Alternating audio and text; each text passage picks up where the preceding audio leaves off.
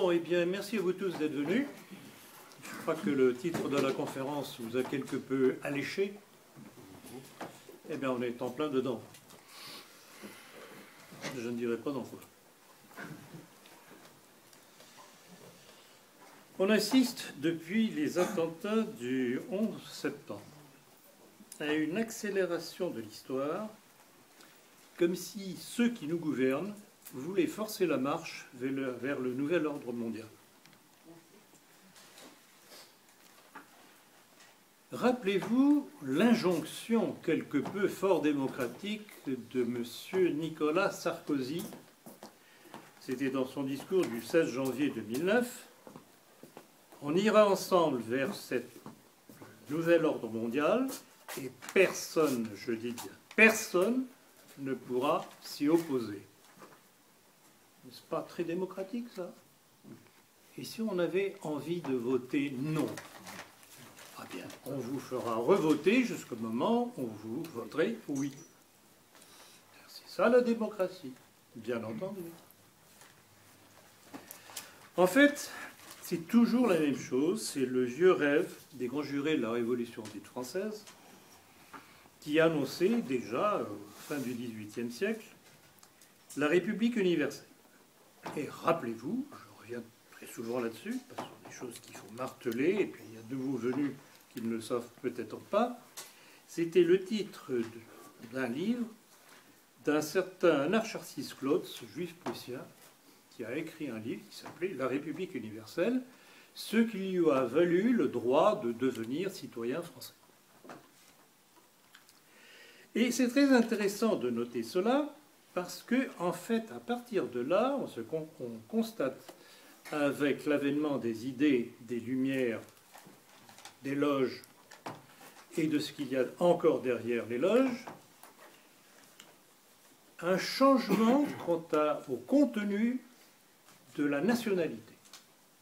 La nationalité, il n'appartient plus de droit à ce que l'on appelle la nation héritage, mais devient l'apanage de ceux qui acceptent la nouvelle notion de nation, c'est-à-dire ce qu'on peut appeler nation-contrat, une nation idéologique. Désormais sont français, particulièrement français, ceux qui acceptent les idées de la Révolution. Les autres, on sait ce qu'il aurait advenu pour la plupart d'entre eux.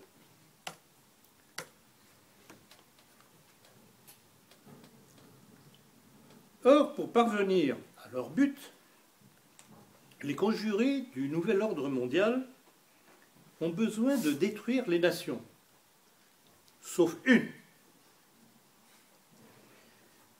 de métisser les peuples, sauf un, de détruire les religions, sauf une. C'est pas ce que nous vivons aujourd'hui?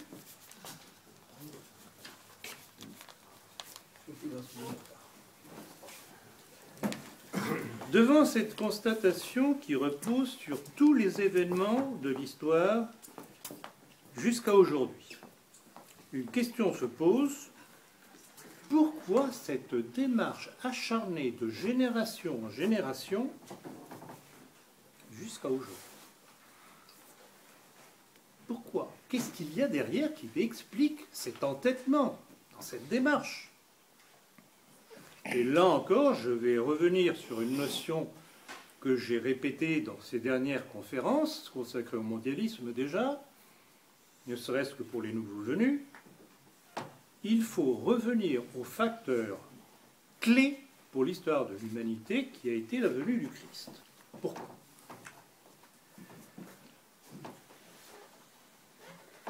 C'est que, du fait de la nation, de la notion de peuple élu, avec la venue du Christ, qui n'était pas le Messie qu'attendaient les Juifs, ils vont faire un rejet. Ils se trouvaient dépossédés de ce titre. Je me demande bien d'ailleurs d'où venait ce titre de peuple élu. Je n'ai jamais très bien compris pourquoi. Les curés me diront peut-être que je suis un hérétique, mais je voudrais bien qu'on me l'explique. Pourquoi peuple élu dans l'Ancien Testament? Je ne sais pas. N'empêche qu'ils en étaient imbus, et que Déjà à l'époque, il méprisait tous les autres peuples. Et patatras, arrive le Christ, il n'y a plus de peuple élu, ne sont élus que ceux qui acceptent son message. Ah Ah ben, bon, ils estiment qu'ils sont volés. Et c'est ça qui explique à la fois leur haine du christianisme et leur démarche constante pour redevenir le peuple élu. Et pour redevenir le peuple élu, il faut qu'ils prennent possession du monde. Tout est là. Je m'excuse de revenir constamment sur cette notion, mais si on n'a pas compris ça, on ne peut pas comprendre tous les faits qui se sont développés depuis lors, qui ne sont qu'une succession d'étapes pour arriver au but final.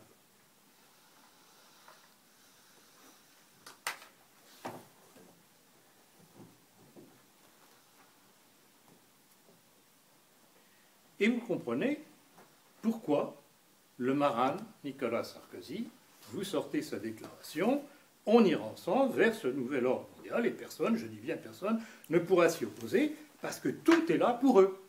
Ils doivent prendre possession du monde et redevenir le peuple élu, le peuple souverain qui dirige tout le monde. Ils s'instituent, et pour eux-mêmes, en tant que peuple juif, et pour l'humanité, le Messie du monde. Le diagnostic de cette paranoïa étant posé, nous allons examiner les étapes de cette lutte contre le christianisme qui a tout de même façonné ce qu'on appelle la civilisation européenne jusqu'à la Révolution dite française. Et on constate, derrière la plupart des hérésies qui très tôt ont touché l'Église, l'erreur, le ferment révolutionnaire du monde juif. On commence, entre autres, avec l'arianisme écrasé par Clovis, à la gnose, qui émerge avec la Renaissance, au protestantisme, puis à la maçonnerie. Toutes ont eu une influence ou une origine directe juive. On retrouve même ferment révolutionnaire dans les invasions arabes venues du Maghreb, et à l'époque c'était ce qu'on appelait la Tingitane, dont Angers était la capitale. Derrière toutes ces invasions, d'abord en péninsule ibérique, et puis jusqu'en France.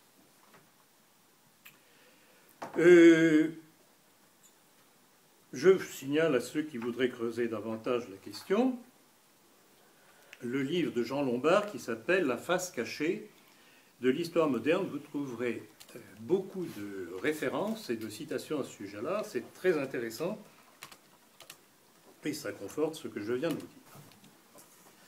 En fait, ça aura été une lutte sourde, cachée, entre les pays de l'Europe chrétienne et les hérésies suscitées par le judaïsme, d'où les expulsions récurrentes des communautés juives de France et dans d'autres pays d'Europe aussi. Là aussi, ce serait une liste à dresser, je crois peut-être pour une prochaine conférence, parce que c'est tout de même assez extraordinaire de voir le nombre de fois où ces gens ont été mis hors des différents pays d'Europe, dont la France.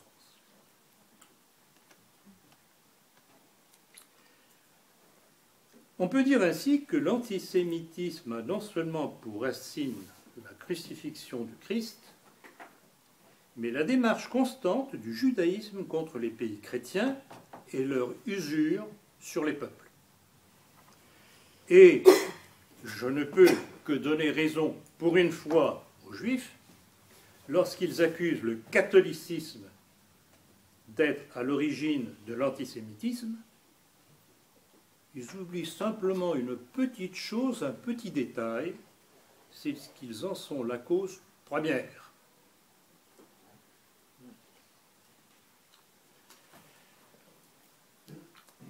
Et en fait, c'est ce que l'historien juif Bernard Lazare, dans son livre « L'antisémitisme, son histoire et ses causes », qui est paru en 1894, reconnaissait. Je vais vous citer, c'est un petit peu long, mais ça vaut la peine d'entendre ce qu'il disait. C'est très honnête de sa part. Je cite. « Si l'on veut faire une histoire complète de l'antisémitisme, en n'oubliant aucune des manifestations de ce sentiment, en suivant les phases diverses et les modifications, il faut entreprendre l'histoire d'Israël depuis sa dispersion. Partout où les Juifs se sont établis, partout s'est développé l'antisémitisme. La deuxième constatation va encore plus loin. Si cette hostilité, cette répugnance même, ne s'était exercée vis-à-vis des Juifs qu'en un temps et en un pays, il serait facile de démêler les causes restreintes de ces colères, mais cette race a été au contraire en but à la haine de tous les peuples au milieu desquels ils se sont établis. Il faut donc, puisque les ennemis des Juifs appartenaient aux races les plus diverses, qu'ils vivaient dans des contrées fort éloignées les unes des autres, qu'ils étaient régis par des lois différentes, gouvernés par des principes opposés, qu'ils n'avaient ni les mêmes mœurs, ni les mêmes coutumes, qu'ils étaient animés d'esprits dissemblables, il faut donc que les causes générales de l'antisémitisme aient toujours résidé en Israël, même et non chez ceux qui le combattirent.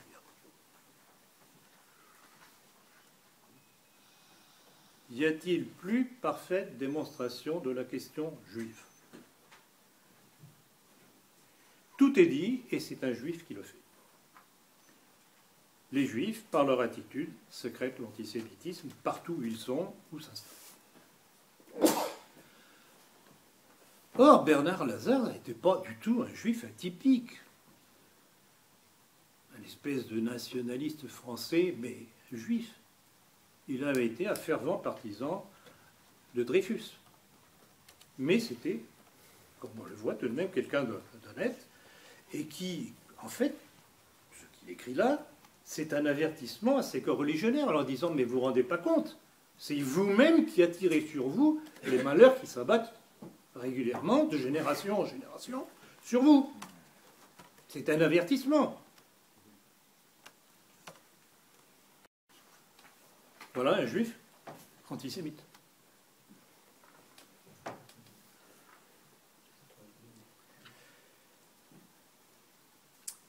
Parmi les principales étapes de la montée de cette subversion, j'y ai fait allusion il y a quelques instants, il faut dénoncer le rôle de la Renaissance, avec l'émergence de la gnose. La gnose, dont les origines, c'est la Kabbale, le Talmud, ainsi que le protestantisme. Alors là, c'est intéressant à creuser, parce qu'on va voir comment Luther, qui au début est soutenu justement par le monde juif, va, je ne sais pas exactement à quelle occasion, complètement virer sa cutie. Et de philosémite devenir furieusement antisémite. D'où son pamphlet qui s'appelle « Sur les Juifs et leurs mensonges », où il réclamait leur expulsion.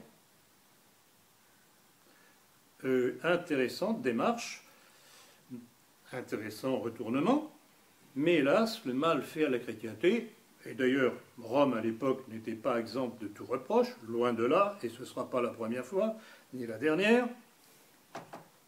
Voilà, c'est comme ça que se fait l'histoire, souvent du fait de l'orgueil des uns et des autres, et c'est comme ça, et c'est à nous d'en tirer les leçons. Puis vint l'émergence officielle, je dis bien officielle, de la maçonnerie en Angleterre en 1717, qui allait être l'élément moteur de la Révolution dite française.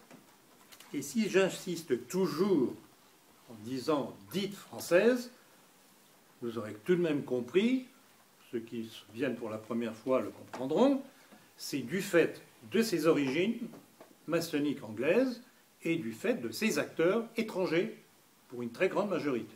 De toute façon, vous aurez tout ça expliqué, citation à l'appui, dans mon livre « La maçonnerie ». En fait, la Révolution française fut l'élément majeur, déterminant du début de la conquête du monde juif des pays européens. Européens et puis des États-Unis, mais les États-Unis, comme vous savez, dès le début, ça a été une construction maçonnique. Washington était grand maître de la maçonnerie. Et en plus de ça, il faudra qu'un jour je signale un petit peu ces hauts faits, lors de la guerre contre les Français au Canada, puisqu'il a commencé par être un officier anglais.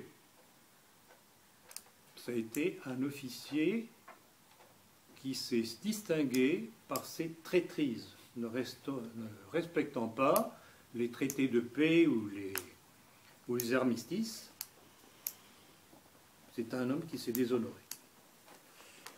Il faudrait que j'y revienne, citation aussi à l'appui, parce que voilà un homme qui aura été déterminant, lui aussi, dans l'histoire de l'humanité. Alors, comment s'est faite cette arrivée des Juifs dans la société française?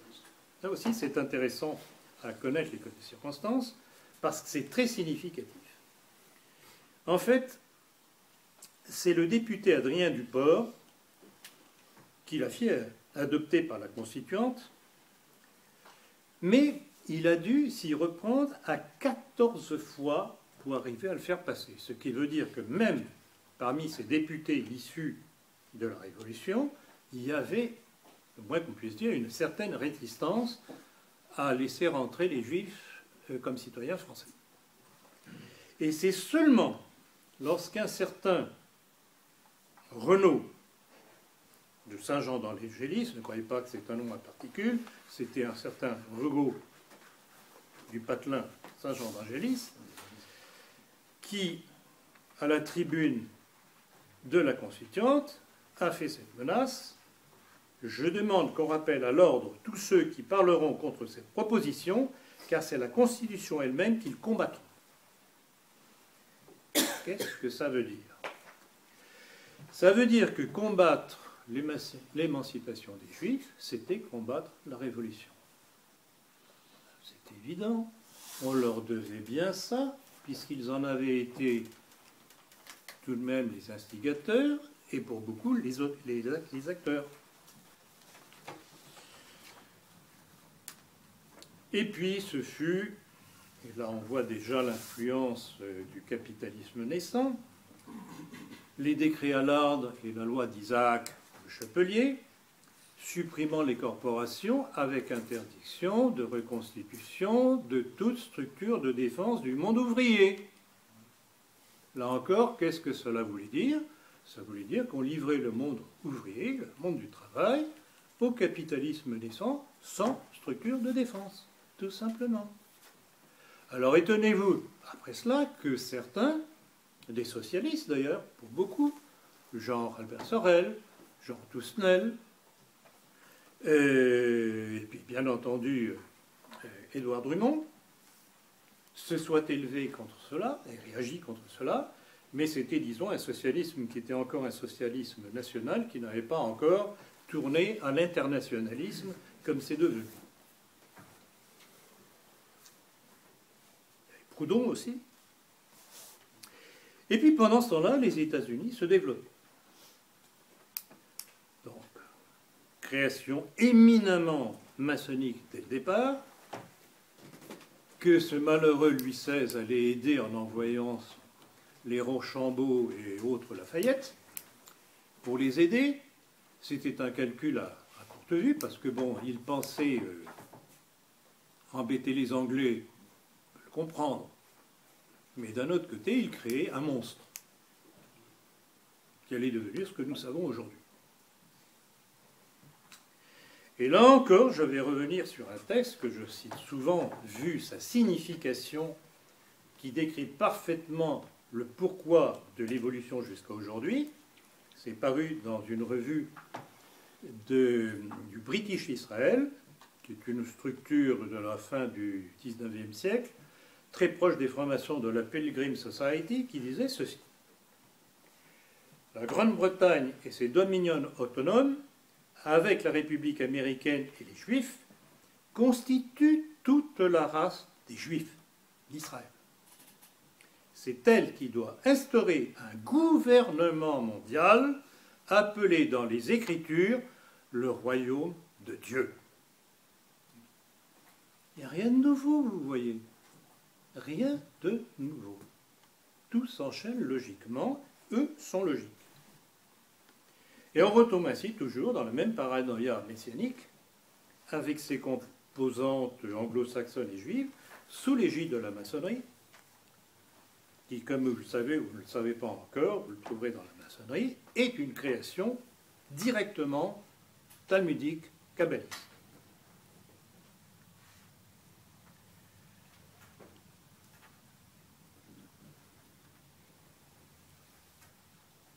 Et puis, il va y avoir des étapes qui vont venir toujours en vue du même but, la Première Guerre mondiale.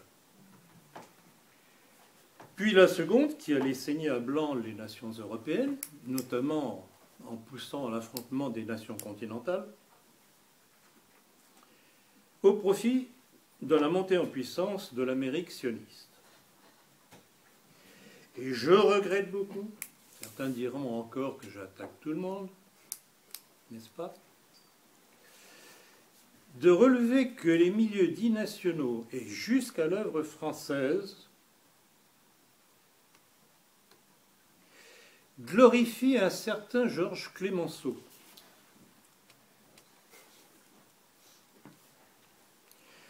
Et que même un Charles Maurras était allé jusqu'à prôner le compromis nationaliste qui fut une erreur politique majeure. Car il faut tout de même savoir à quoi allait servir l'hécatombe de 14-18. Et là encore, je vais vous donner deux citations qui l'expliquent parfaitement. Celle d'André Labbé, qui était l'une des autorités maçonniques françaises de l'époque, qui disait ceci: la lutte actuelle est la continuation de celle qui s'est ouverte en 1789. Cette autre, faite lors de la conférence maçonnique de Lisbonne le 13 mai 1917 par le grand maître du Grand Orient du Portugal, Magalhães de Lima, qui disait « La victoire des Alliés doit être le triomphe des principes maçonniques ». Alors, ces nationaux dont je vais parler juste avant ces citations, sont-ils ignares ou bien couvrent-ils cette démarche de Clemenceau et de ses alliés? Clemenceau qui était lui-même franc-maçon, comme vous devez le savoir. Il faut aussi connaître son ode à la Révolution, se réjouissant de tous les massacres qu'il y avait eu, que j'ai déjà cités de nombreuses conférences et dans mes textes. Est-ce que vous comprenez pourquoi, pour ceux qui ne sont pas encore au courant, pourquoi je prends toujours, plutôt je dénonce toujours certains comportements d'une certaine droite nationale? Ou bien ce sont des ignares, ou bien ce sont des complices.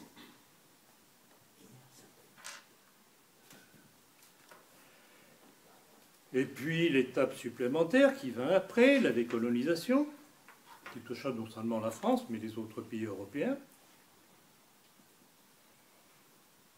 grâce à De Gaulle, tenant ses promesses mieux que celles faites aux Français d'Algérie et à l'armée, et tenant ses promesses à Roosevelt, et décolonisant, puis l'immigration-invasion, qui en allait en découler.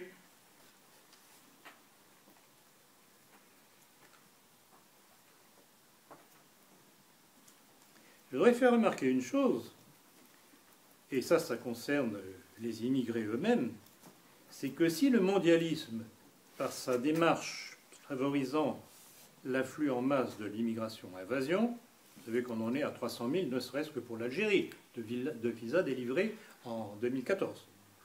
300 000 par an. 300 000 par an. Rien que l'Algérie. Officiel. Officiel.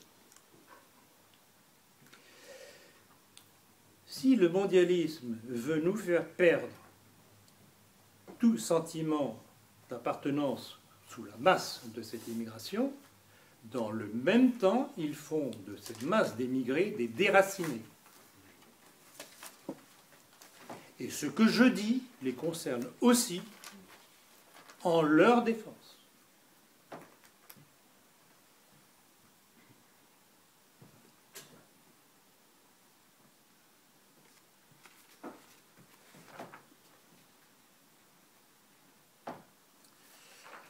Et puis, on en arrive tout doucement à une époque plus proche de nous, des événements clés de ce développement du complot mondialiste en vue de l'arrivée du nouvel ordre mondial, l'affaire du 11 septembre 2001.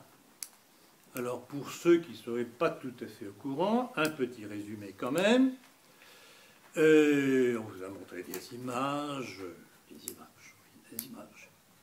montrant l'impact d'avions dans 2 tours. On voit ces tours s'effondrer. On nous dit en 7 secondes. En 7 secondes. Ah bon? 7 secondes. 1, 2, 3, 4, 5, 6, 7, boum, tout par terre. Ah bon? Est-ce possible? Non. Non, et on le sait de façon certaine, même si déjà, dès le début, ça m'avait sauté aux yeux, je l'avais expliqué, ça a été l'origine de mon livre d'ailleurs, Le complot mondialiste. La première mouture. Ce n'est pas possible, et vous allez sur Internet, vous regardez dans les sites qui traitent l'urbanisme, comment fait-on tomber un immeuble vétuste, par exemple, parce qu'on veut construire autre chose, ou qu'on veut faire un espace vert, on veut donc faire disparaître cet immeuble sans que ça puisse endommager les immeubles d'à côté. Qu'est-ce que l'on fait? Eh bien, on mine les points de support des fondations. Et l'immeuble tombe comme ça.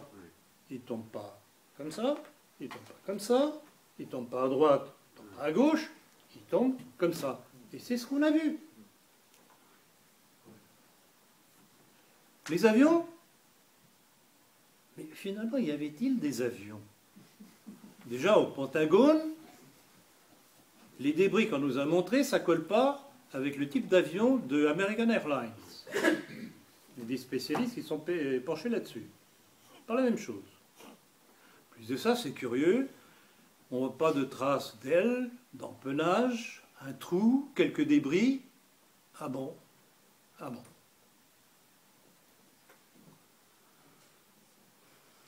Et puis il y a tout de même une 3e tour aussi qui n'a pas été touchée par un avion et qui est tombée quand même. Oh, comme c'est curieux. C'est vraiment un virus, certainement. C'est de la contamination.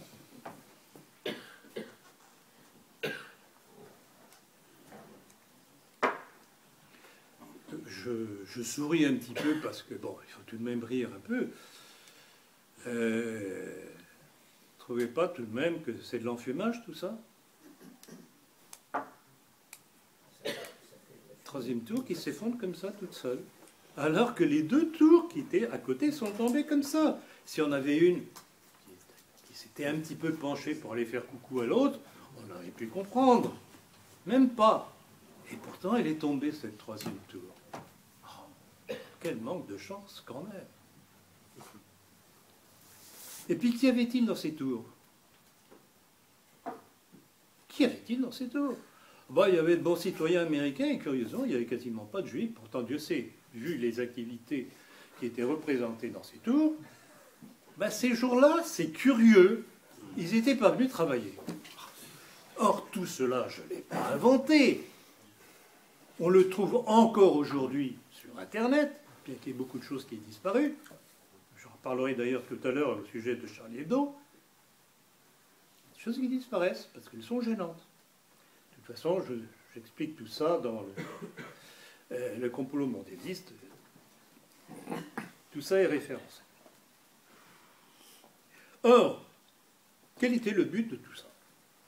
C'était et c'est là que ça commence à devenir curieux et intéressant, c'était de lancer l'opinion publique mondiale sur la piste islamique. Puisqu'on vous a dit que les pilotes qui avaient détourné les avions d'American Airlines, ah ben on savait qui c'était puisqu'on avait trouvé leur passeport. Mais où avait-on trouvé les passeports? On les avait trouvés dans les ruines des trois tours, pardon. Non, des deux tours, puisqu'il y avait deux avions qui sont allés dans les deux tours. Mais alors c'est curieux parce qu'on n'avait pas trouvé les boîtes noires des avions, mais on a trouvé les passeports. Ils n'avaient pas brûlé. Oh, quelle chance! Là encore, vous ne trouvez pas qu'on se fiche un petit peu de vous? Et là, je crois que c'est le départ. Enfin non, il n'y a jamais de départ, il y a toujours des antécédents. Il y a eu le cuirassé Maine, il y a eu Lusitania, il y a eu Pearl Harbor, etc., qui ont été aussi de beaux petits mensonges. Mais là, on atteint un degré, je ne dirais pas de perfection, parce que c'est tout de même primaire. C'est primaire. Si on se penche un tant soit peu sur les données que l'on a, que l'on peut trouver, c'est primaire. Il faut tout l'abêtissement des peuples pour marcher dans ces combines. Pour avaler ce qu'on leur donne. Donc, à partir de là, opprobre sur le monde islamiste. Bon, moi, je veux bien. Enfin, quand même. Mais qui a aidé au développement de cet islam qu'on nous dénonce comme criminogène aujourd'hui? Qui a créé Ben Laden? Qui a créé Al-Qaïda? Sinon les Américains pour empêcher les Soviétiques de mettre la main sur l'Afghanistan. Et là, il y a un début de quelque chose de curieux que je vais essayer de décortiquer avec vous.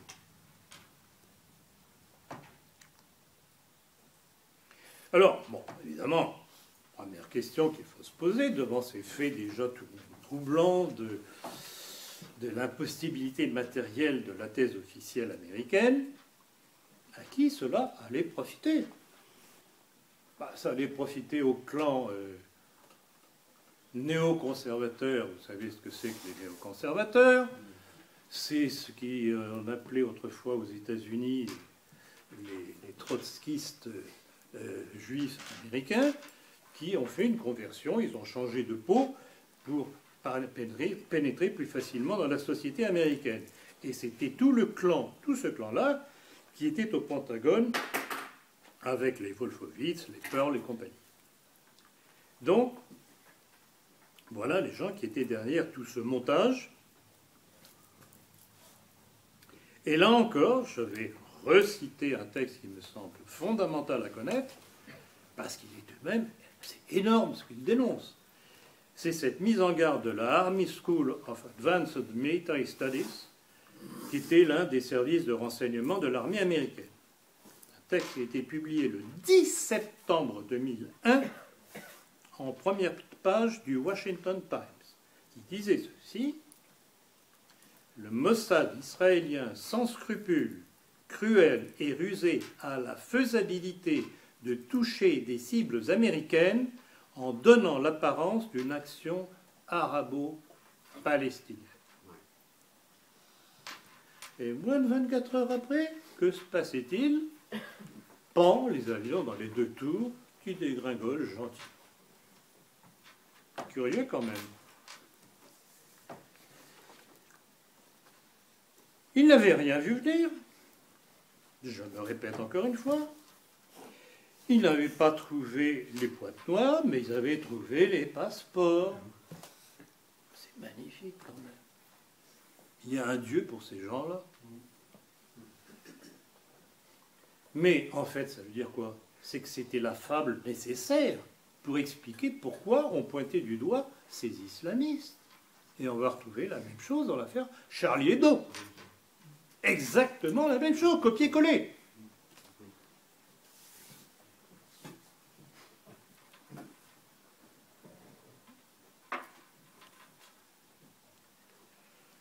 Et puis, ces différents événements qui se sont produits, bon, ils ont continué, donc il y a eu la guerre contre l'Afghanistan, sous prétexte de chasser, traquer Ben Laden, puis l'Irak. Ce malheureux Saddam Hussein, qui leur avait pourtant bien servi pour se battre contre l'Iran. Vraiment, ça aurait été un dindon de la farce. Paix à son âme. Et puis, on en est arrivé à la nouvelle guerre contre la Syrie. Là aussi, le dictateur, la révolution populaire contre la dictature, etc., etc. Et bien entendu, nos chers gouvernements français s'associant aux Américains et à Israël, ne l'oublions pas, pour, évidemment, bons démocrates, défendre les malheureux Syriens de cette affreuse dictature qui, vous vous rendez compte, crime impardonnable, défend les communautés autres que alaouites, y compris les communautés chrétiennes, que s'empressent de martyriser et de liquider les libérateurs, ou soi-disant libérateurs de la Syrie, avec la bénédiction de l'Amérique sioniste.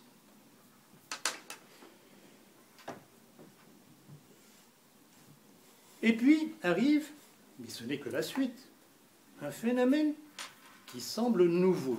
Et je dis bien nouveau, mais il n'est pas nouveau, puisque ça commence apparemment avec le 11 septembre. C'est la diabolisation de cet islam barbare qui massacre tout sur son passage. Mais qui a été créé par qui? Encore une fois, sinon par les États-Unis et par Israël. Cet État islamique, le Daesh, d'al-Baghdadi, ça a été fabriqué par qui? Mais par les États-Unis.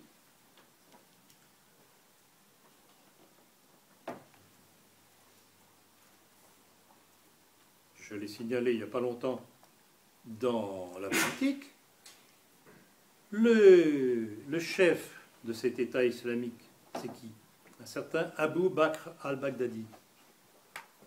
Eh bien, on en trouve ses origines auprès de Edward Snowden, c'est un nom qui vous dit quelque chose, qui est un ancien de la CIA et de la NASA, qui a lâché le morceau, et qui maintenant, et je pense qu'il est toujours réfugié en Russie, et qui a révélé que le patron, al-Baghdadi en question, s'appelait en réalité Simon Elliott, et qu'il était un espion juif du Mossad. Et tout s'explique, une fois de plus. On retrouve toujours les mêmes derrière tout cet enchaînement d'événements.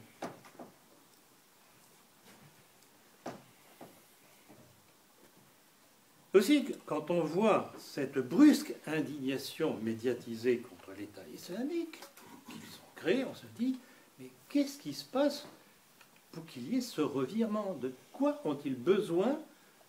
Pourquoi veulent-ils nous faire marcher dans cette nouvelle image diabolisante alors que c'est leur créature? Alors, rappelez-vous, je crois que la dernière fois j'en ai parlé aussi dans la politique, j'avais évoqué la possibilité que c'était ce qu'on peut appeler le syndrome de Frankenstein, c'est-à-dire la créature monstrueuse créée par son créateur qui échappe à son contrôle. Non. Non. C'est pas ça. C'est beaucoup plus tordu que ça. Et je voudrais rappeler un petit fait que j'ai découvert dans le Wall Street Journal. Vous savez ce que c'est que le Wall Street Journal? C'est la Bible des financiers américains de Wall Street, qui montrait sur des cartes que depuis, écoutez bien, que depuis les frappes américaines en Syrie, l'État islamique a multiplié par 3 son territoire. Alors, attendez, pardon, c'est un petit peu curieux ça. Donc, les Américains, avec les Français, bombardent les positions de l'État islamique, et au lieu que son importance se réduise, ça augmente. Mais à mon avis, ils doivent se tromper de cible. C'est pas possible. un problème. Et puis on apprend aussi dans la volée un accord entre les États-Unis et la Turquie pour aider, entraîner et armer les opposants au régime de Bachar el-Assad. Alors, vous ne trouvez pas que c'est démonstratif tout ça? Et qu'on nous fait marcher une fois de plus? Et alors se repose toujours la question, pourquoi, après avoir créé l'État islamique et poussé à l'islam partout, y compris par l'immigration-invasion, pourquoi brusquement nous crée-t-il un épouvantail? Qu'est-ce qu'il y a là derrière?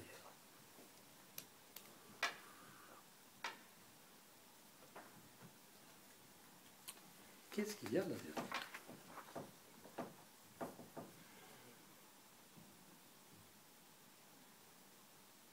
Et quand on revient en arrière, le 11 septembre, tout ce qui s'est passé de toujours la même chose. Il y a un certain islam qu'on cherche à dénoncer maintenant. Quelles peuvent être les raisons cachées derrière ce changement d'attitude et de stratégie? Car en fait, c'est une stratégie. Il me semble qu'à cela, il y a deux raisons majeures. Premièrement, la peur du monde juif devant la montée de l'antisémitisme, non seulement dans les masses musulmanes en Europe, mais aussi chez nombre d'Européens, Français notamment, du fait de la politique israélienne envers les Palestiniens. Et ils cherchent à pousser les Européens à soutenir Israël coûte que coûte. Je vous rappellerai que la dernière offensive d'Israël contre Gaza, certes, il y a eu d'énormes destructions de pertes civiles à Gaza, mais sur le terrain, Israël a payé très cher, parce que ce qu'on nous a dit n'a pas du tout correspondu à la réalité. Il y a eu des incursions de commandos palestiniens en Israël qui leur ont causé beaucoup de pertes, ils ne s'attendaient pas à ça, pas plus que la fameuse opération qu'ils avaient lancée contre le Liban en 2006, où ils se sont ramassés une gifle avec le Hezbollah. Israël est en danger et ils s'en rendent compte. Alors que faire pour eux dans cette optique? Eh bien, mobiliser le maximum de gens en leur défense, dont nous, dans les pays européens. Donc ça, c'est une première raison de ce changement d'attitude apparent, je dis bien apparent. Et je voudrais vous rappeler encore un petit détail. L'affaire de Charlie Hebdo ne serait-elle pas une réponse à l'outrecuidance du gouvernement français, et là aussi c'est curieux et intéressant, d'avoir osé, malgré les avertissements de Netanyahou, reconnu l'État palestinien.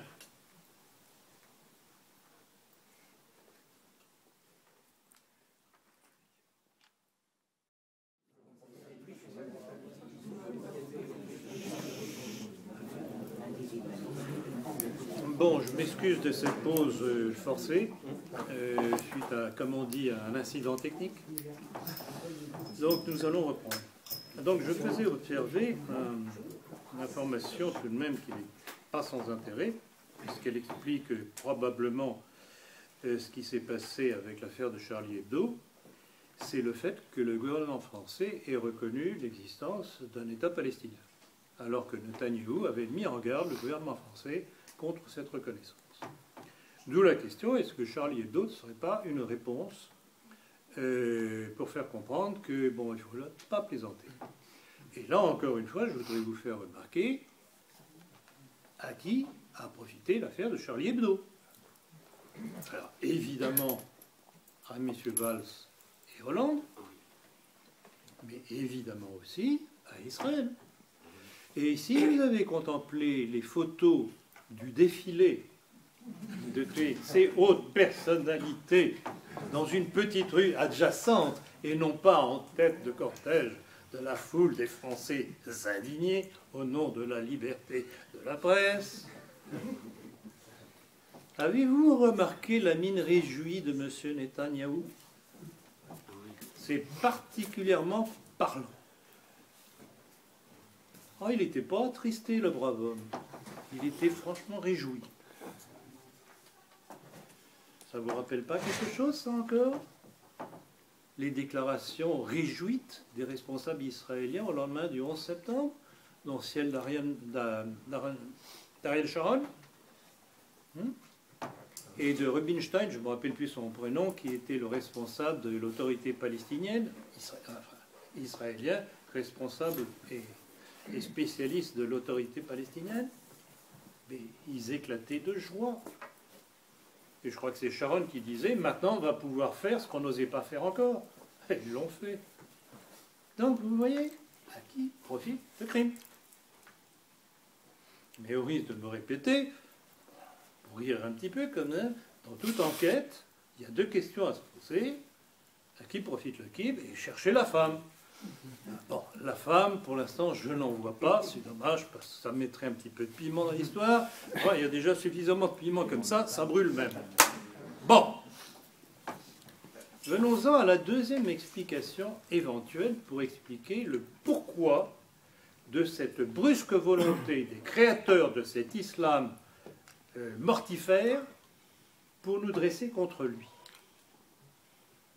Et dans le même temps, ce que j'ai cité il y a quelques instants, cette alliance avec la Turquie pour continuer à armer les dissidents syriens contre Bachar el-Assad. Pourquoi? Pourquoi? Et alors là, c'est là que ça devient chaud brûlant, parce qu'on approche du danger d'une troisième guerre mondiale.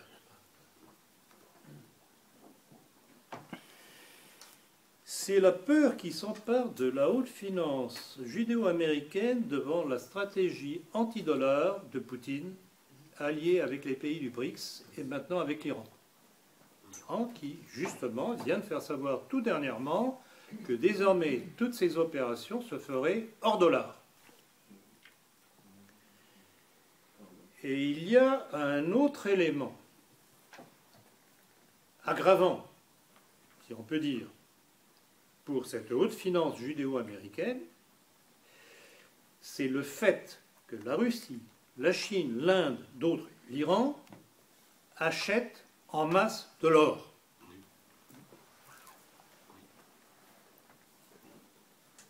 Imaginez un instant ce qui pourrait se passer si ces pays indexaient leur monnaie sur l'échelon or. Est-ce que vous ne comprenez pas pourquoi cette haute finance juive et l'appareil politico-militaire américain et israélien en sont réduits à avoir besoin d'une troisième guerre mondiale?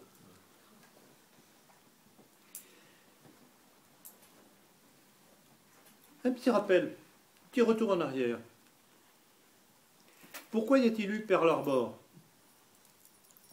Parce que le Japon, s'industrialisant, commençait à porter ombrage à l'industrie américaine. D'où le blocus du Japon par les États-Unis.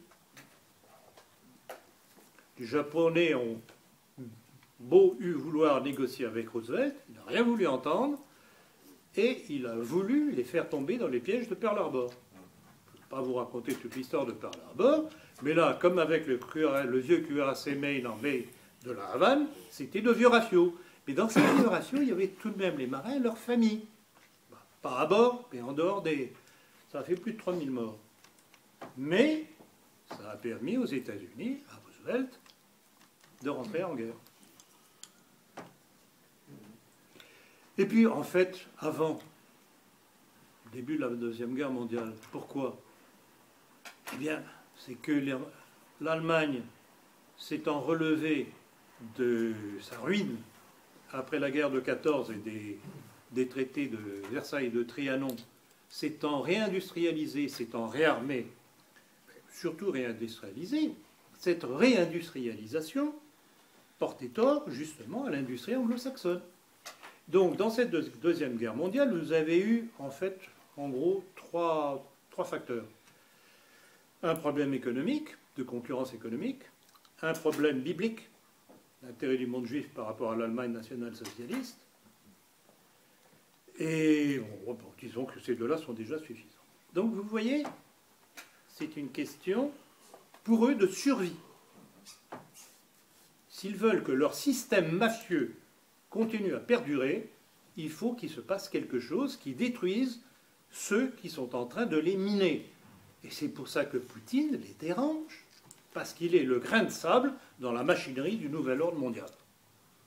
Et c'est pour ça que je dénonce encore une fois, et ce ne sera pas la dernière, rassurez-vous, si Dieu me prête vie, je dénonce des gens comme Pierre Hillard, comme Emmanuel Ratia encore tout dernièrement sur Radio Courtoisie, comme Yves-Marie Leland sur Boulevard Voltaire, je ne sais plus qui y a encore, ces gens qui acceptent la thèse officielle de tout ça.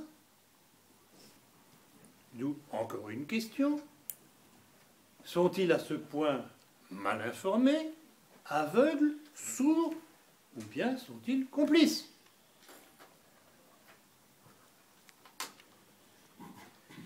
Et là encore, je voudrais revenir, encore une question, comment en est-on arrivé là?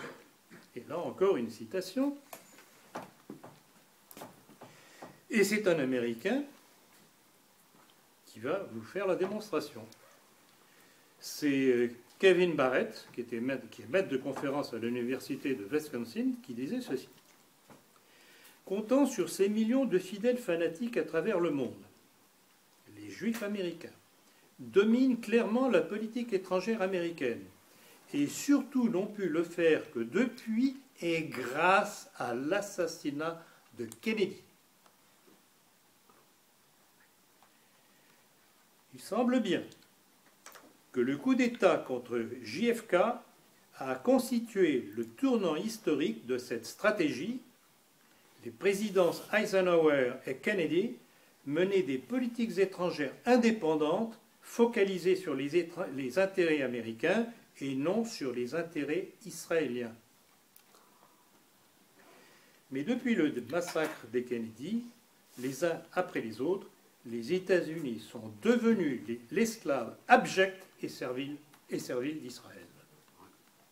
C'est un Américain qui dit ça.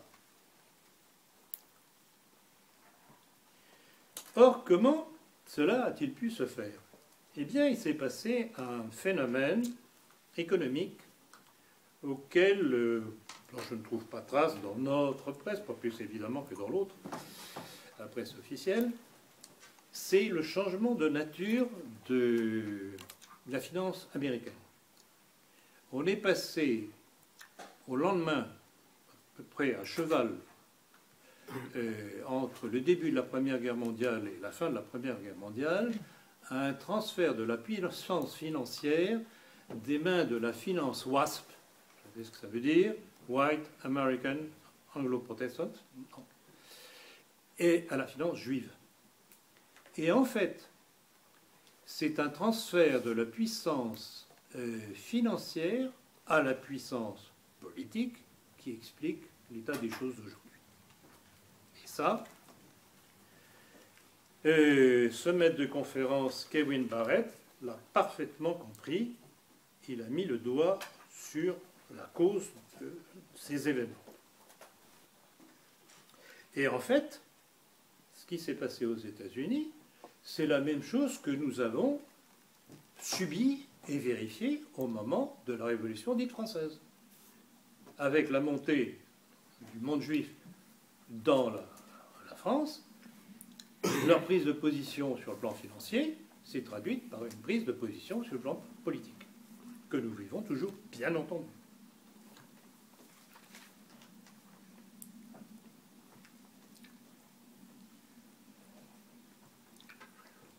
Alors, vous comprenez pourquoi aujourd'hui, n'en déplaise à messieurs Hillard et compagnie, Ratier, la tata, pourquoi Vladimir Poutine, en fait, c'est le grain de sable dans cette machinerie apparemment bien huilée du nouvel ordre mondial, avec ses accords hors dollar qui commence à mettre sérieusement en danger cette haute finance artificielle fabriquée par la finance juive.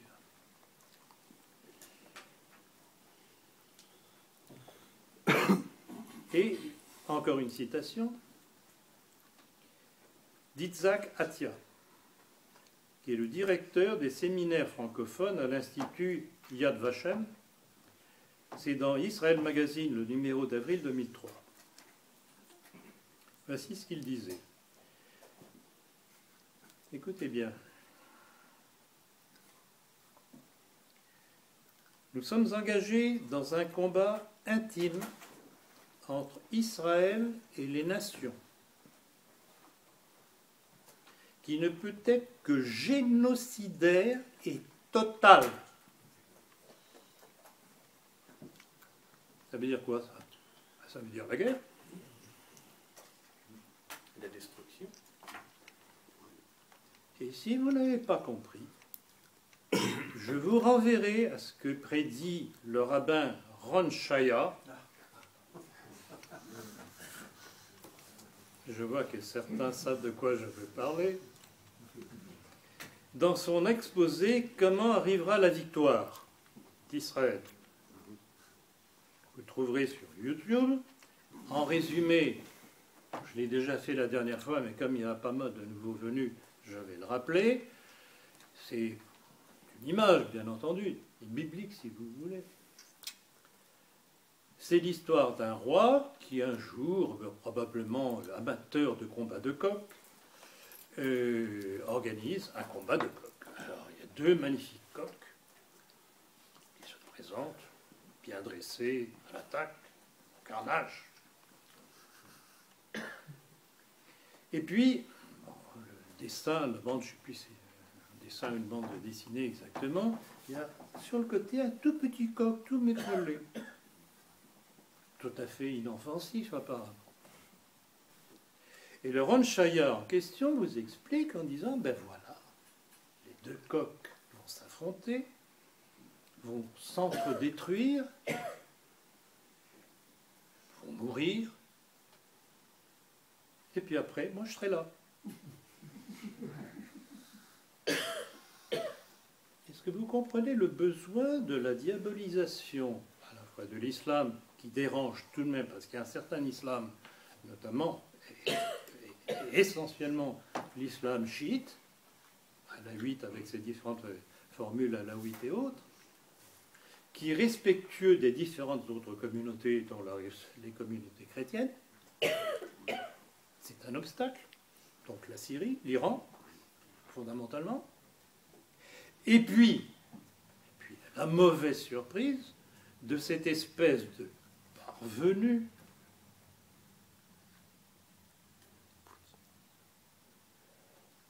de Vladimir Poutine. Qu'est-ce qu'il vient faire celui-là? Ce petit pion du c'était quoi, une KVD, je ne sais plus ce que c'était à l'époque. Qu'est-ce qu'il vient faire? Pourtant, il avait l'air bien gentil quand il était à côté d'Elstine. Et puis, qu'est-ce qu'il vient nous casser les pieds maintenant? Bien oui, il nous les casse, hein. Franchement, il nous les casse. Ah oui, mais il est là. Alors, qu'est-ce qu'on peut faire? Ben oui, ben, il faudrait peut-être une guerre pour s'en débarrasser. Oui, mais quand même, c'est mal parti, parce que déjà en Géorgie, ça s'est pas bien passé. Et puis maintenant en Ukraine, ben, ça ne se passe pas bien du tout. Que faire? On arme les Ukrainiens, on lance l'OTAN. Ah oui, effectivement, c'est une possibilité. Et puis, on aura le renfort de M. Hollande, puisqu'il a déclaré qu'il allait renforcer la force de frappe nucléaire de la France. Donc nous allons peut-être faire la guerre contre la Russie.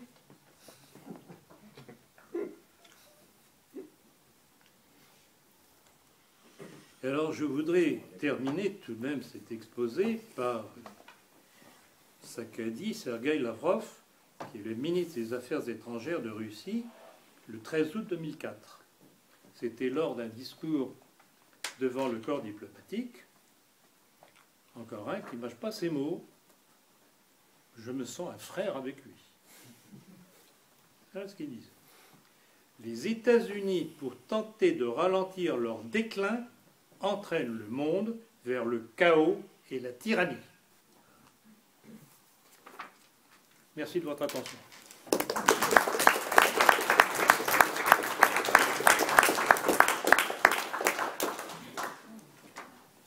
Les questions, si vous en avez. Oui? Bon, j'étais venu attirer, allécher, comme vous dites, par votre titre, La guerre des mondes et le mondialisme. Et vous avez surtout parlé d'une sorte de compte logique mondial qui remonterait à l'Antiquité. Si vous permettez, je vais un peu vous apporter la contradiction. Hein, autrement, je le fais. C'est fait pour ça, les questions. Ok. Bon, vous avez commencé par le peuple juif qui se prend pour le peuple élu. C'est vrai, mais ils n'étaient pas les seuls. Il faut se rappeler que les Égyptiens aussi se considéraient comme un peuple supérieur à tous les autres. Non, c'est pas du même point de vue. Je peux terminer. Non, oui, bon, d'accord, mais c'est pas du même point de vue. Je peux terminer. Bon, puisqu'il y avait même des pancartes interdites au peuple voisin. Les Ariens, lorsqu'ils ont envahi le Proche-Orient au 1er et 2e millénaire avant Jésus-Christ, ils ont envahi l'Iran et l'Inde, ils se considéraient aussi comme un peuple supérieur aux autres, puisqu'ils ont même établi un système de caste qui perdure encore aujourd'hui en Inde. Non, monsieur, il y a une chose, non, je m'excuse de vous interrompre parce qu'on ne va pas se comprendre. Il y a une chose que vous ne comprenez pas, c'est que quand on parle de peuple élu, c'est dans le sens biblique, donc en rapport avec Jéhovah et compagnie. Donc ne mélangez pas avec les Égyptiens ou les Iraniens, ça n'a rien à voir. Je vais y venir.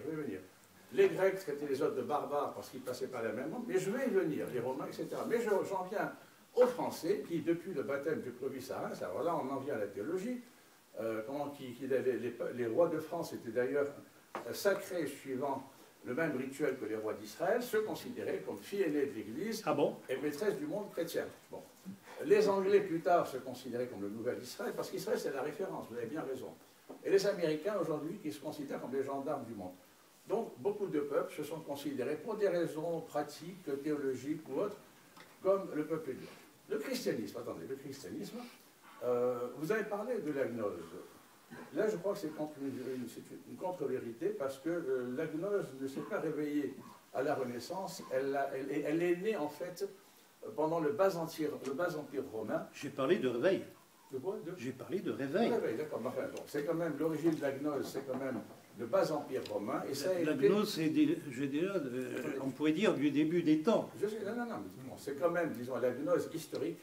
Bah, là, vous connaissez certainement les ouvrages d'Étienne Couvert qui a écrit. Tout à fait. Voilà. Tout à fait. Bon, c'est quand même un mouvement historique. Mais bien sûr. Qui s'est opposé au christianisme, plutôt au judéo-christianisme, pendant le bas empire romain. Et c'était une réponse hellénistique à l'expansion de cette secte juive qui était à l'origine le premier christianisme. N'oublions pas. Hellénistique. À l'origine, le christianisme, on peut écouter. Jésus, Saint Paul, tous les apôtres, la plupart des évangélistes, sauf Marc, étaient quand même d'origine juive. À l'origine, c'était une sorte de mouvement. Non, mais je ne vois pas le rapport que vous voulez faire avec la gnose. Non, mais ce que je suis en train de dire, c'est que la gnose, dont vous dites qu'elle est née à la Renaissance. Enfin, non, j'ai pas dit qu'elle était née. Qu'elle s'est réveillée. A pour origine une réponse hellénistique à cette expansion du judaïsme par le biais d'une secte qui était plus juive mais chrétienne, je suis d'accord, et qui provoquait en quelque sorte l'expansion d'une religion qui n'était pas évidemment celle de Je ne vois pas le pourquoi de votre référence à hellénistique. Je ne vois pas du tout la référence historique à hellénistique. Et j'ajouterais que l'origine de l'antisémitisme moderne se trouve dans un gnostique fameux que vous connaissez certainement, qui s'appelait Marcion, et qui est un évêque qui a d'ailleurs été excommunié par ce qui c'est dans la maçonnerie, dans mon livre La maçonnerie de l'époque. Bon, troisième élément, enfin j'en arrêterai là. Bon, à vous croire, moi je pense qu'il y a beaucoup de vrai dans ce que vous dites, c'est vrai, mais je pense que les Juifs ne méritent, comme dirait Corneille, ni cet insigne honneur, ni cette indignité d'être les maîtres malfaisants du monde. À vous croire, les croisades, c'est encore les Juifs, ça lui probablement été manipulé. Est-ce que j'ai parlé des croisades? Non mais, vous parlez d'une croisade actuelle. Je trouve que vous faites des courts-circuits, des rassemblements de choses qui sont contradictoires. Vous parlez d'une sorte de croisade qui est lancée actuellement par le 11 septembre, par Charlie Hebdo, contre l'islam. Or, je vous rappelle qu'au Moyen-Âge, dans ce haut Moyen-Âge, et même dans ce Moyen-Âge tardif, où les Juifs avaient connaissance, avaient peu d'influence. Il y a eu quand même plusieurs croisades. Voilà. Et le dernier point quand même qui m'intéresse le plus, je termine pour ça en fait, c'est le mondialisme et l'Europe. Parce que l'Europe, moi, et je ne suis pas le seul, je pense que je suis pour, parce qu'il faut en finir avec ces guerres européennes qui ont saigné l'Europe et qui lui ont fait perdre la suprématie du monde. Et je vous rappelle que les fondateurs de l'Europe, c'était quand même deux démocrates chrétiens, et les plus forts, comment dirais-je, supporters, défenseurs de l'Europe actuelle, ce sont des démocrates chrétiens. Au Moyen-Âge, l'Europe existait. Léonard de Vinci a été invité par François Ier en Amboise sans présenter son passeport à la frontière. Louis XIV... écoutez, monsieur, bon, on va arrêter là. Vraiment, vous mélangez des choses contraires. Un seul mot pour finir, un seul mot. Par contre, là, et là je serai d'accord avec vous, ce que je ne comprends pas, c'est pourquoi, par le biais de cette Europe qu'ont voulu les démocrates chrétiens, que le Saint-Empire romain germanique avait institué, plus ou moins, pourquoi on nous oblige à accepter une immigration islamique, des produits chinois, et pourquoi... Répondez à la question. Alors, moi, je n'ai rien contre un commerce libre entre la France, l'Italie, l'Espagne, enfin l'Espagne et les pays européens, mais pourquoi, par le biais de cette Europe, on nous oblige à ouvrir nos portes à tout vent, aussi bien à l'immigration... Mais vous avez raison, mais répondez à la question. Voilà. Alors là, à la fois vous niez le complot, à la fois vous niez le complot, et à la fois vous mettez le doigt sur la question. Pour moi, c'est la vraie question. C'est un peu pourquoi je t'ai venu... Bon, écoutez, monsieur, c'est pas très clair. Hein. Autre question? Oui, l'affaire du Charlie Hebdo et celle qui a eu lieu cette semaine... Parlez plus fort, parce que je ne sais pas si derrière on vous entend. Oui? Ah bon, allez-y. Bon, allez. Pardon. Oui, l'affaire Charlie Hebdo et celle qui a eu lieu 5 semaines plus tard, nous sommes dans le domaine de l'émotion. Tout à fait. Tout à fait. L'émotion, c'est l'émotion. Mais est-ce qu'à travers ces émotions, on ne cherche pas, en fabriquant une sorte de patriote, à réduire les libertés et notamment à contrôler Internet? Cher ami, vous êtes abonné à la politique. Vous avez vu mon éditorial du numéro 160. Je voudrais terminer. Je parlais à des techniciens, qui m'ont dit qu'ils ne peuvent pas contrôler à la base. Puisqu'aux États-Unis, pour contrôler 10 sites pédopornographiques, ils ont bloqué 46 000. En revanche, Nathalie Kosciusko-Morizet, qui sort des techniques, a dit il faut, parce qu'elle a bien vu que de l'autre côté on ne peut pas bloquer, coincer les gens qui regardent Internet et les poursuivre. Alors là, il y a un problème juridique énorme, c'est un problème technique. Et donc, je me demande s'ils ne sont pas affolés à l'idée qu'ils ne peuvent pas contrôler les idées subversives. Mais bien entendu, mais évidemment. Moi, c'est mon espoir. Mais évidemment, regardez, attends, Jean, un instant, parce que c'est une réponse, une question, et je vous dois une réponse. Qu'est-ce que le Patriot Act? D'abord, qui l'a mis en œuvre sous les ordres de Bush? L'amiral Poindexter, franc-maçon. À quoi cela a servi? À examiner les parcours d'émigrés palestiniens ou islamistes quelconques, etc. Non. Les citoyens américains, tous. Donc c'est vraiment une entreprise de fichage de tous les citoyens. Et c'est ce qui va nous arriver. Voilà. Bon, Jean, vous voulez dire quelque chose? Oui, non, enfin, à propos de ces campagnes de vérification sur ce que font les utilisateurs sur Internet, il faut savoir qu'ils sont en train de mener une guerre. C'est beaucoup trop tard, qu'il y avait beaucoup de spécialistes de l'Internet qui avaient prédit ce qui se passait aujourd'hui, et que, en fait, les pouvoirs publics, les autorités n'ont pas réagi assez vite, voilà, et qu'aujourd'hui, ils se retrouvent devant un véritable tsunami qu'ils ne peuvent pas gérer, et donc ils prennent des outils les mauvais. Alors ils tapent sur les gens et puis ils les empêchent d'aller vérifier le quintet plus. Je voudrais signaler une chose, c'est que à la suite de l'affaire de Charlie Hebdo, il y a des blogs qui ont disparu, censurés. On les retrouve encore sur des sites étrangers, russes, suisses, anglais. Notamment la fameuse photo du défilé de toutes les huiles européennes et extra-européennes, je crois que c'était le 10 janvier. Qui est-ce qui nous a livré cette photo? C'est un site allemand. Un site allemand. Donc vous voyez, alors ils peuvent peut-être faire la censure en France, Mais avant qu'ils arrivent à s'en cirer partout dans le monde, ils ne sont pas sortis de l'auberge. Oui, mais au sujet de la censure sur Internet, si on contrôle le fournisseur d'accès, comment vous faites si vous, le fournisseur Écoutez, on verra. Attaque contre attaque, attaque contre attaque. Il y a combien de fournisseurs d'accès en France? Il y a quand même un nombre réduit. Si le gouvernement décide de les contrôler, comment vous faites? Oui, mais en fait, votre fournisseur d'accès, c'est que en fait un carrefour avec un feu et vous allez dans une direction. Il ne peut pas, en fait, si vous voulez, vous interdire. Tout ce qu'il peut savoir, c'est de vous demander avec votre véhicule où vous allez.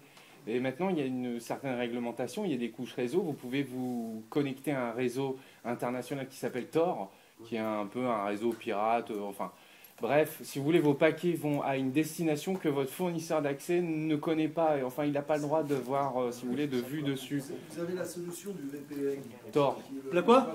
La solution en général, les meilleurs sont payants, anonymes. Oui. Ce qu'on appelle un virtual private network, c'est Ouais. un réseau virtuel privé. C'est-à-dire que vous vous connectez avec un serveur. La transmission entre votre ordinateur et le serveur est cryptée sur en général 128 bits, donc c'est quand même assez bon. Votre fournisseur d'accès, personne ne voit ce qui transite par là, c'est entièrement crypté. Et à partir de ce serveur, vous pouvez vous connecter sur n'importe quel site. Ça, c'est un VPN. Mais actuellement, d'après ce que j'ai trouvé comme information, la censure sur les différents sites depuis le projet 11 septembre à la française, là, c'est une censure par les annuaires DNS. Alors, l'annuaire DNS, c'est un... Quand vous tapez une adresse dans votre barre d'adresse, ce sont des caractères, des lettres. Mais les serveurs, eux, ils ne comprennent que des chiffres, une adresse IP. Donc il va s'adresser à un annuaire DNS, et cet annuaire, lui, va lui donner, quand vous tapez ça, l'annuaire lui dit, bon ben voilà, il va se connecter à l'adresse IP en question. Alors il suffit d'aller dans certains paramètres de votre ordinateur, et vous pouvez changer l'annuaire DNS que va utiliser votre ordinateur pour trouver les adresses IP. Avant voilà, tout marche normalement. De toute façon, on verra ce que ça va donner tout ça. Quand on sera devant Oui, il y a le des problème, on notices qui essaiera sont de le faites pour régler. ça. Il y a plein de gens sur Internet. Une petite chose, comme vous disiez tout à l'heure, je me suis beaucoup intéressé au 11 septembre. C'est encore mieux l'histoire des passeports, c'est qu'il y en a eu qu'un qu'on a retrouvé, celui de Mohamed Atta. Et c'est pas qu'il n'était pas brûlé, il était brûlé, mais juste exactement de façon à laisser apparaître. Au bon endroit. Le numéro du passeport. Bon endroit. C'est Il faut savoir remarquable. aussi qu'on n'a aucune photo des pirates en train d'embarquer dans les avions qui se Et sont puis, envolés. rappelez-vous, tous ceux qui ont été emprisonnés à Guantanamo, ils ont tous été libérés les uns après les autres. Oui. Mais on n'a aucune photo. Les rares photos qu'on a d'embarquement, c'est quand ils prenaient le premier avion qui devait les amener jusqu'à la Guardia, d'où ils prenaient l'avion qui s'est planté.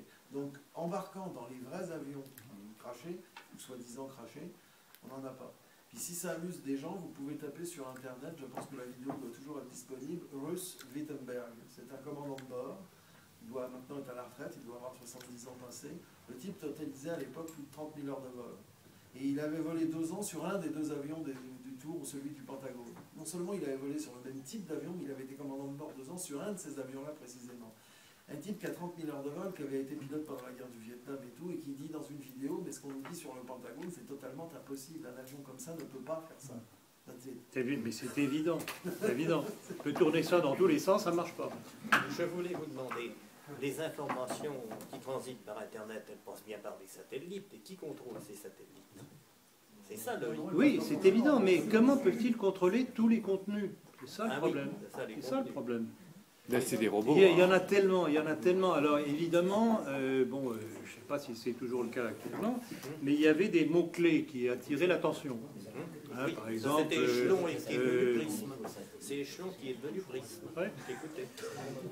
Tout ce que je peux vous dire, c'est tant que ça peut marcher, on fera marcher tel que c'est. Le jour où on sera devant un os, ben, on essaiera de contourner l'os. Oui, de toute façon, comme c'est des codes d'algorithme, il n'y a qu'à bidouiller le code. Hein, et puis, On verra. Tracer, hein, On verra. avis, hein. Oui. Pour reprendre, non, mais juste pour reprendre ce que disait monsieur sur les aéronefs du 11 septembre.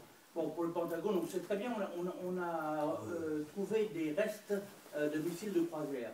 Donc c'est un missile de croisière, il y a des preuves. Pour le Pentagone. Pour le Pentagone. Oui. Pour les deux tours. Pour les 2 tours. Si vous allez sur Reopen 9/11, Oui, Reopen, alors, je voilà, connais. les ingénieurs, les techniciens, des pilotes, tout un tas de gens qualifiés, et notamment celui que vous avez cité, ils disent que n'importe quel avion de ligne, ils sont en aluminium, à cette altitude très basse au ras des flots, presque au ras des flots, et à la vitesse quasi maximum, c'est-à-dire 800 à 900 km/h, n'importe quel avion de ligne classique se serait désintégré avant d'atteindre la cible. Mais oui, bien sûr. Mais on en arrive, en tout cas j'en arrive, à me demander si les images qu'on nous a montrées ne sont pas des images virtuelles. Oui, alors il y a aussi la thèse, mais ça il n'y a aucune preuve, mais d'une complicité des médias anglo-saxons et ensuite français qui ont permis le bidonnage des vidéos. De toute ça, façon... on n'en a pas la preuve. Par contre, on a un indice très important, c'est une journaliste britannique qui a annoncé avec 20 minutes d'avance l'effondrement du World Trade Center 7. Ben, écoutez, vous me faites penser à une chose que je crois que j'ai oubliée dans ma conférence tout à l'heure. Qui a le premier averti de l'attentat contre Charlie Hebdo? Oui, c'est ça. Les médias israéliens et le site sioniste GSS News. Oui, bah, Ah, c'est curieux. Voilà. Mais pour ce qui concerne la Troisième Guerre mondiale, c'est quand même assez effroyable ce qu'on entend de votre part, mais aussi de la part de pas mal de gens. Donc Pierre Hillard, je voulais quand même vous signaler qu'il a fait une vidéo remarquable. Je ne vous défends pas Pierre Hillard, mais il a fait une vidéo entretien avec Pierre Hillard, bientôt le chaos, point d'interrogation, où là il se livre complètement. C'est-à-dire que en tant que catholique, il prévient les gens qu'il y aura que c'est inévitable. Oui, alors, oui, je ne sais pas si c'est la même que j'ai vue. Bon, il y en a plusieurs, mais il y en a une vraiment.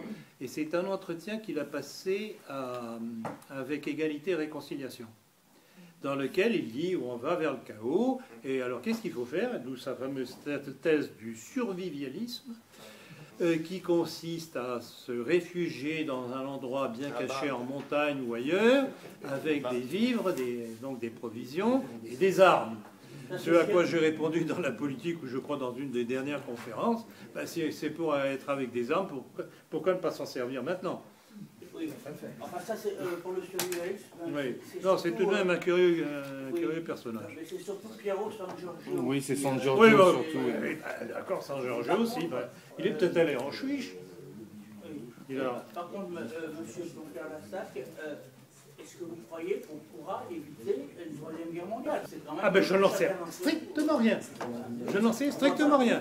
Je vous ai donné les éléments d'appréciation, le pourquoi du désir, donc de ces stratégies que j'ai dénoncées, de devoir trouver une solution par une guerre éventuelle mondiale pour contrer la stratégie de Poutine. Poutine a parfaitement compris, et Sergueï Lavrov, le texte que je vous ai donné en dernier, ils ont parfaitement compris où l'Amérique sioniste veut monter le monde et la Russie par la même occasion. Et ils disent, on ne marche pas.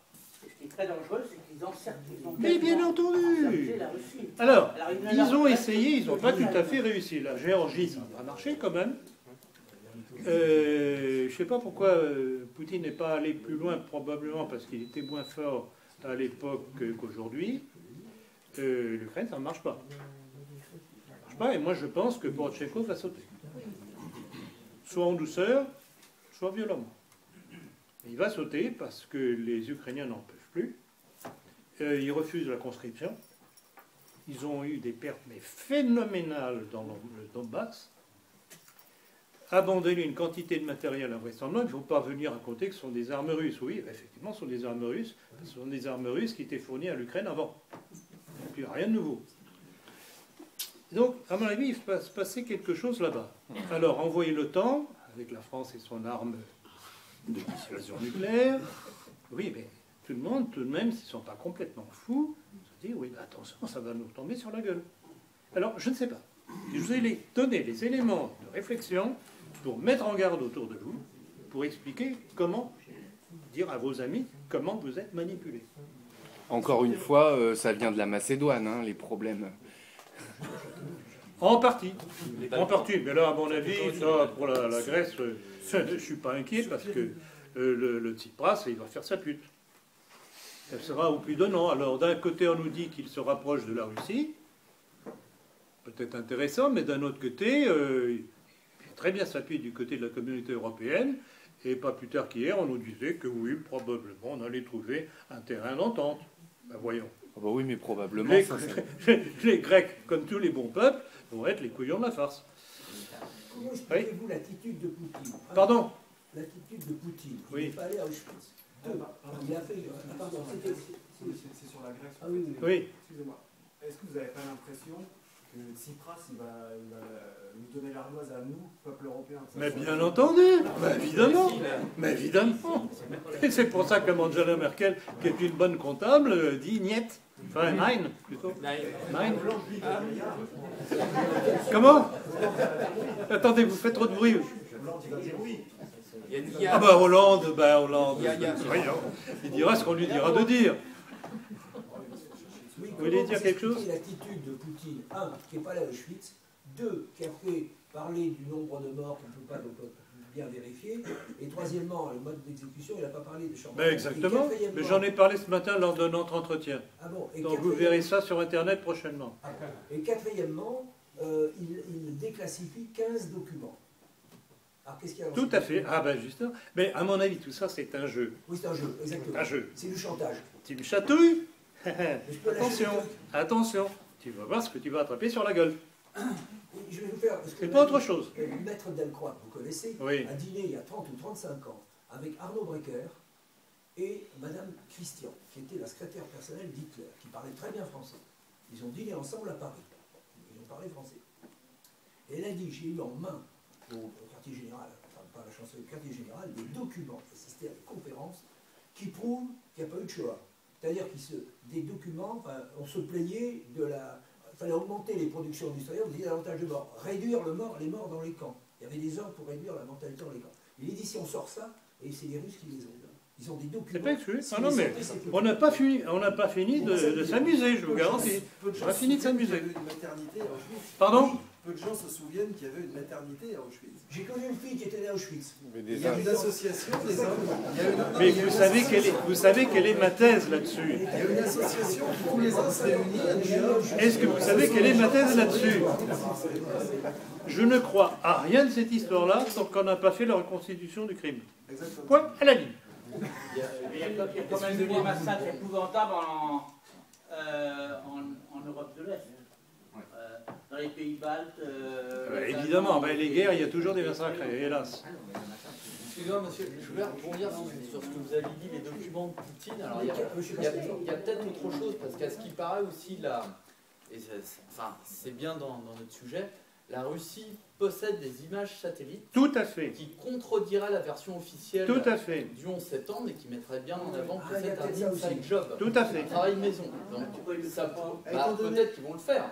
Parce que là, c'est du chantage. Non, mais je me dis, c'est de l'escrime. L'un porte une botte, l'autre part et renvoie. Non mais attendez, ça aura quoi en gros comme impact? Pas tout le monde en même temps. Ça n'aura aucun impact. Si demain Poutine dit nous on a 100 000 preuves à vous avancer que le 11 septembre c'est une bêtise et c'est une connerie, enfin l'Occident va évidemment résister à ça. Et ça sera... oui, sauf s'il y a tout de même des images démonstratives. Bon, ce ne sera pas la masse. Mais les pas la masse. De toute façon, Poutine joue aux échecs. Ouais. Tout à fait. C'est un jeu d'échecs. Ouais. Et donc, son rappelez-vous, puisque vous êtes un fidèle depuis longtemps, oui. Hein, c'est à la fois ma vision, et je constate avec plaisir que c'est la vision de Poutine. Il est quoi? Il est champion de judo et il est joueur d'échecs. Tout est là. Tout est là. Le judo, c'est quoi? C'est utiliser la force de l'adversaire pour le faire basculer. Et n'oublions pas ce qui s'est passé en 1917. On a fait des concessions, enfin la Russie a fait des concessions énormes à l'Allemagne, à la Prusse, quoi. Et 20 ans après, Staline avait tout piqué. Hein. Bon. Non, c'était à propos de Pierre Hillard et de ses affirmations sur Poutine. Je n'ai pas toutes les références ici, mais il y a une chose, par exemple, qui est souvent, qu'il argue souvent pour soi-disant diaboliser Poutine, c'est qu'il aurait eu le titre de soi-disant, comme il dit, citoyen d'honneur de la City. Ce qui en réalité ne veut rien dire. C'est Mais évidemment. Mais oui, mais sauf qu'il suffit d'aller sur Internet et de chercher. Il y a des pages consacrées à ça. Honorary Freemen of the City of London. Et puis vous avez de quoi remplir la manière. Toute l'équipe de water polo d'Australie. Ça veut strictement rien dire. Évidemment. Évidemment. C'est comme quand Hillard utilise. C'est comme quand Hillard utilise. Je sais pas, il est allé chercher de cette traduction d'ailleurs, que Poutine serait partisan d'une alliance supranationale. Donc c'est un mondialiste. C'est pas du tout ce qu'il Je regrette beaucoup, mais ça colle pas. C'est pas parce qu'il a fait une alliance avec la Chine, avec l'Inde, les pays du BRICS en général, Union euro-asiatique, etc., qu'il est un mondialiste ou un supranational. Vous imaginez la Russie ou la Chine ou l'Inde abandonner leur souveraineté? On va rigoler quand même. Bon, écoutez, si vous n'avez pas d'autres questions, bah, ceux qui n'ont pas encore pris de livre, oui. Juste un conseil pour ceux qui ont assisté à votre conférence. Il y a un site qui s'appelle Mondialisation CA, comme Canada, où il y a toute une série d'articles fondamentaux sur la politique des États-Unis, la politique d'agression vis-à-vis de la Russie. Il faut vraiment lire ces articles. Écoutez, c'est gentil. Pouvez-vous m'envoyer sur mon mail, puisque je crois que vous avez pris la politique, vous m'envoyez sur notre mail toutes ces références. Hein? Parce que là, je n'ai pas le temps de noter tout ça. On peut vous l'envoyer sur Oui, votre... oui, mais bien sûr. Mais écoutez, si vous avez des documents, ne vous privez pas de m'envoyer ces documents. C'est comme ça qu'on fonctionne. C'est avec tous nos abonnés ou correspondants divers, de France ou d'ailleurs, qui nous envoient des documents et des documents. Tout ce que je vous ai sorti, c'est pas par hasard. C'est que je reçois ça, ou que moi et mon équipe l'avons lu, et on sort ça. Hop. Donc, n'hésitez pas, quand vous avez des documents, vous les envoyez. Voilà. Eh bien, écoutez, merci.